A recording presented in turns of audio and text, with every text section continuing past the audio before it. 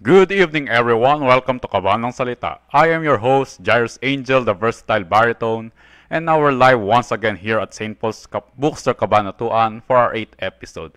So, ngayong gabi po for our 8th episode ay magkakaroon po tayo ng Bible Quiz Reviewer.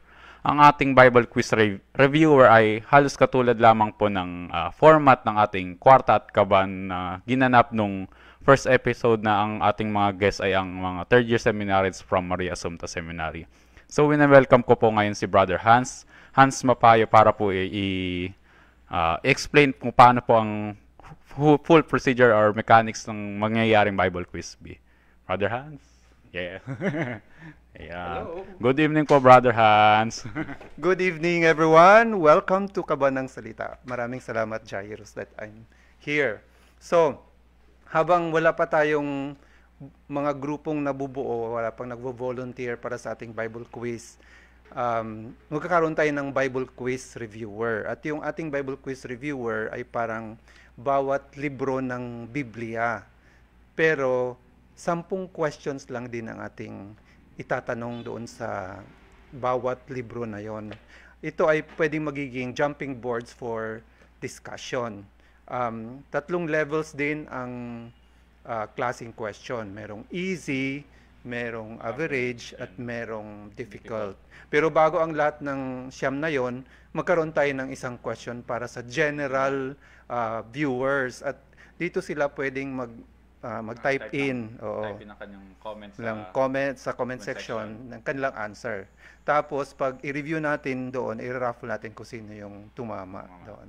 So, hopefully, dahan-dahang dumadami ang ating mga viewers. Pag meron din tayong mga volunteers na gusto ring magiging guest dito sa ating Bible Quiz Reviewer. Actually, hindi lang naman din na ano mo yung nare-recall mo yung mga Bible knowledge mo, kumikita ka pa kasi merong prizes. Kada tanong. Yes. At alam mo ba kung magkano ang price kada tanong na correct? Hindi pa. Hindi pa po. Doon sa ating Bible quiz, 100 yon per contestant's right answer. Pero dito, dahil single lang siya, 50. Ngayon, yung sa first question, ang mangyayari, kailangan ng memory recall. So, direct from his or her memory, ibibigay niya yung answer. Kung hindi siya tumama, uulitin ko yung question na binasa ko ng English at ng Tagalog. At meron na siyang multiple choice, A, B, C. Siguro naman dyan, matatama na yung sagot niya, di ba? Pero kung hindi naman tumama pa rin yung sagot, ibibigay ko yung question. So ngayon, nag-prepare ako ng 10 questions at ikaw muna ngayon, Jairus, ang ating contestant. Okay. Kaya ba natin? Handa na po. Okay. So, anuhin ko muna yung question na para sa lahat yung mga sa viewers. Ito yon. Tinatago ko kasi hindi niya alam yung mga questions eh. Okay. So, ito ang para sa mga listeners sa inyong lahat na kikinig. What is the meaning of the Greek word Genesis? Sa Hebrew, actually, kasi yung Genesis galing yan sa Septuagint, Greek yan. So, pero sa Hebrew, ang pangalan ng librong ito ay Bereshit. Ano ang pakahulugan nito? So, what is the meaning of the Greek word Genesis? Sa Tagalog, ano ang pakahulugan ng salitang Genesis? Yun ang ating unang tanong. Yes. So, kung meron kung sino mang mga listeners dyan, viewers, ilan na bang viewers natin dyan, no? Riley.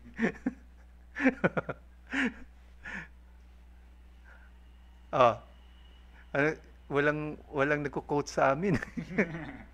Okay, sige. Let's proceed. Jairus, ready ka na? Okay na po, ready na po. Okay, sige. First question, easy. How many creation stories are there in Genesis? Ko, Tagalog pa muna. Huwag muna. Parang ready na si Jairus. Ilang kwento ng paglilikha ang meron ang aklat ng Genesis? Go. 6 po. 6? Opo, 6 po. Ulitin ko, in multiple choice. How many creation stories are there in Genesis? A, 1, B, 2, C, 3. Creation.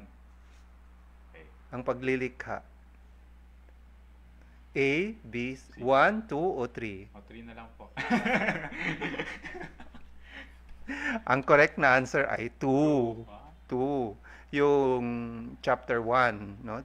Genesis chapter 1 hanggang chapter 2 verse 3. So, una yung nilikha ng Diyos sa pamagitan ng kanyang pagsalita na magkaroon ng ilaw, magkaroon ng lupa, maghiwalay yung tubig at yun yung at yung pang-anim na araw nilikha niya ang tao. Akala ang ko po babae. yun yung ang akala ko pagkakainti ko sa tanong, ilang araw. Kaya, Ilang araw, hindi. Kaya At sinulog ang ko 6. ikapitong araw ay nagpahinga ang Diyos.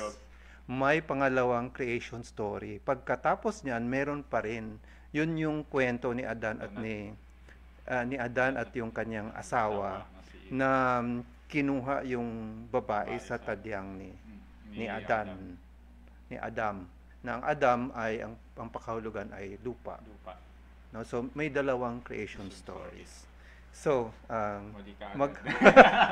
magkano yung nakuha mo? Zero ka pa muna, wala kang 50 pesos, wala ka ring 25 pesos. Okay, pangalawang tanong. What was placed on Cain by the Lord so that no one would kill him at sight? Kung maalala nyo, pinatay ni Cain si Abel, no? Pero may ginawa ang Diyos para hindi papatayin si Cain. So, ano ang inilagay kay Cain ng Panginoon so that para hindi siya papatayin ng makakakita sa kanya? Huh? Ano nga ba? Choices na po. Okay, hear it. So, what was placed on Cain by the Lord so that no one would kill him at sight? A, hat. B, shield. Ayun. C, mark. Mark po. Correct, Ayan. mark. So, Nakasumpa ko kasi yung ano to. a mark was placed on Cain, no? At ang mga commentaries na nagsasabi na baka tattoo. Kasi nung unang panahon, maraming mga tattoo din ang mga tao. So that mark can be, parang nakikita siya as tattoo. Okay, so meron ka ng 25 pesos. Number 3. So this ends our easy question. Easy ba yon sa tingin mo? Hindi po. Okay. In Genesis 5, who is the one said to have walked with God after he begot Methuselah? Ano po? Enoch po. Ayan, sure na po ako ron. Congratulations! Okay, hindi yan tumingin sa aking sa aking kudigo. Enoch in Genesis 5 verse 22. So, isa siya sa mga special na mga tao sa Genesis o sa Bible who really walked with God. Hindi siya naka-experience ng death. Kamatayan. Okay, wow. Congratulations. Punta na tayo sa average. Meron ka ng 50 pesos. 50 tsaka 20 pesos. Okay, 75 pesos. Okay. Sige. So, ito sa average question. Number 4. One of the 3 sons of Noah was the father of Canaan. Who is the son of Noah who was the father of Canaan? Okay, so this is your multiple choice. One of the 3 sons of Noah was the father of Canaan. A, Japheth. B, Ham. C, Shem. Si Shem po? Hindi. 0 ka na. Si Ham. Kasi si Ham ang mga descendants ng or forefather ng mga Canaanites. Si Shem naman ang descendants ng mga Israelites. Israelites. Okay. Si So that's in Japheth po. Genesis 9:18. Hindi sinabi kung anong Lahi, tribe tribe ng ng lahi. Ham. But Yeah. clear kung sino ang si Ham at si Si Shem. Shem. Number 5. Okay. Who was the father of Abram who later became Abraham? Ha? Ano? Ulit nga po. Who was the father of Abram or Abraham? Aha. Yun. May pangalan yun. Akala kasi natin si Abraham lang ang father of nations, father of... Mayroon pala. Nga po choices. Okay. Who was the father of Abram who later became Oo, maalala Abraham? ko po. A. Lot. B. Methuselah. C. Terah. Hindi si Methuselah yun eh. Teka. Si Terah po. Terah, congratulations. Si Terah in Genesis 11 verse 2. Which means meron kang 25 pesos. Dapat sana nag-i-increase pala yung 100. price, no? 100 na.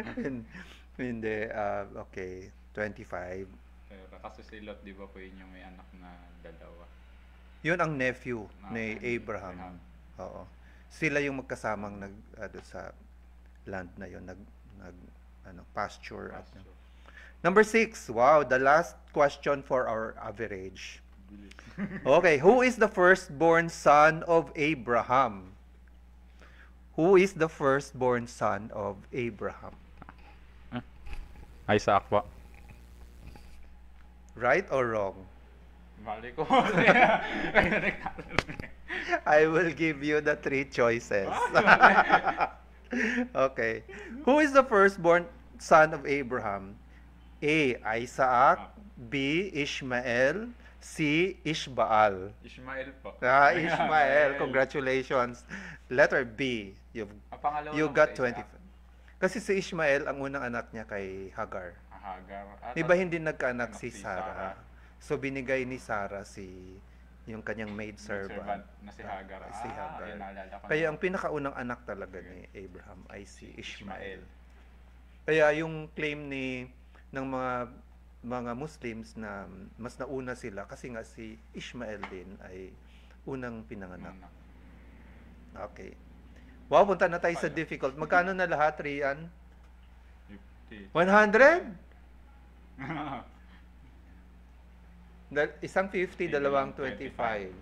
Okay, so 100 na. Okay, difficult. Number 7. Ako, sino na ba yan? What is the meaning of the name Isaac? Isaac. Ano ang pakahulugan ng pangalang Isaac? Teka. Choices na nga rin po. Okay. What is the meaning of the name Isaac? A. He was blessed or he blessed. B. He set aside. C. He laughed. Okay. Yung he was blessed po. Sure answer, last answer. Ako. Letter C. Ay, He he laughed. Oo. Kasi tumawa si Moses ba? Si Abraham. Si Abraham. Tumawa siya. Sabi, paano ba ako magkaanak? Ang matanda na si Sarah. Kaya tumawa siya. But in the end, it is God who laughed last kasi binigyan niya ng progeny ang Abraham. Okay, that's in Genesis 17 verse 17. Number 8 difficult. Who is the firstborn son of Jacob? Jacob. Jacob. Who later became Israel? Israel. Si ano po? Teka, Benjamin. Tama po. Is that the final answer? Opo. Wrong. Okay. Who is the firstborn son of Jacob? A. Reuben. B. Gad. C. Benjamin. Si Ruben po. Kasi si Benjamin ay ang Pangalawa, pangatlo. Ay? He's the youngest of all. Tao pa? Oo, kasi si Joseph ang second youngest. Youngest. Oo. Okay. So si Benjamin. Ruben po ang tamang sagot. Ruben, Yan. so kung nakakawa ka ng 25 pesos. 125 na po. Okay. Number 9 and the last Last question, difficult round. Who is the son of Joseph, blessed by Jacob as if the firstborn son? Who is the son of ano pa? Joseph. Joseph the Dreamer? Joseph, yes. Oh, Kasi there was a time na present ni Joseph yung kanyang dalawang anak kay Jacob para i-bless. So, who is the son who was blessed? Teka. Ayun yung nainggit, diba? Hindi. Teka. Choices na nga lang. Choices, okay, Sirit. Who is the son of Jacob? Who is the son of Joseph, blessed by Jacob as if the firstborn son? Sino ang anak ni Jose na binasbasan ni Jacob na parang yung pinakapanganay na anak? A. Ephraim. B. Manasseh. C. Benjamin. Si Ephraim pa. Si Ephraim. Ayun. Congratulations. So, 25 pesos. Pesos. Kasi si Manasseh talaga yung firstborn son. Kaya nga, ni-ready na ni Joseph nung pinisent ni Joseph ang dalawa niyang anak kay Jacob na nakaharap sa kanila. Sa kanan si Ephraim para left side ni Jacob. Tapos, sa left side si Manasseh para magiging right side ni Jacob. Pero nang in-extend na ni Jacob yung kanyang kamay para ma-bless, ginanon niya, crossover niya. So, yung si Ephraim pa rin ang na-bless na ano. Ganun din ang nangyari kay Jacob at kay Esau, di ba? Younger son si Jacob, pero si Esau ang Oo. panganay. Si Esau ang panganay, pero si Jacob pa rin ang blines. So, si Joseph gusto niyang i-correct sana, sabi niya, but father, si Manasseh ang oldest.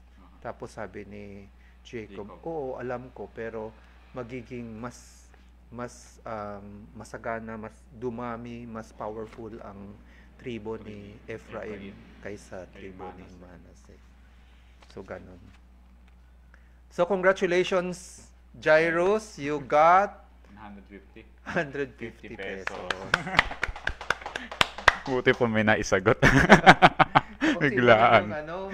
Sino man yung interested, Na, Jairus, na mag-participate. Yes, invite natin. Okay po. So, ini-invite po namin na here at St. Paul's Bookstore Cabanatuan po ang mga interested po na participants po at sa aming segment na Kwarta at Kaban po. Ito po ay consisting of 2 groups po, 3 members per each group po. So, sa mga interested po ng mga participants po, pwede pong mag-PM po sa aming page na St. Paul's Cabanatuan po. At Kaban ng Salita. At Kaban ng Salita. Yes. Pero kung hindi naman mabuo yung tatlo, pwede na rin na individual contestant, part sa aming Bible quiz reviewer. So, i-reveal na natin ang sagot ng for the general audience. Next meeting na to. O ngayon na. Ayoko. Anyway, this is our maiden episode for Bible quiz reviewer. I-reveal na namin kung ano ang sagot ng pakahulugan ng Genesis or Bereshit sa Hebrew. Sa English kasi ang Genesis ay in the beginning. Kaya sa Tagalog pasimula. Sa simula or pasimula. Yun po ang sagot. Yung ang sagot. Kung sino man yung nag-type dyan, congratulations. Nag-type ka ba, Riley? Okay, so thank you so much. Thank you so much. Thank you so much for Brother Hans. So yun lamang po for our 8th episode. Thank you so much and God bless everyone. Let's thank all for the gospel. Let's thank our donors. And of course, we thank St. Paul's Bookstore Cabanatuan po, and then let's thank Biblos at si Haylin Kabilin who provided us the cameras and the video switcher. and all other collaborators. So yun lamang po. Thank you so much. God bless everyone and all for the gospel.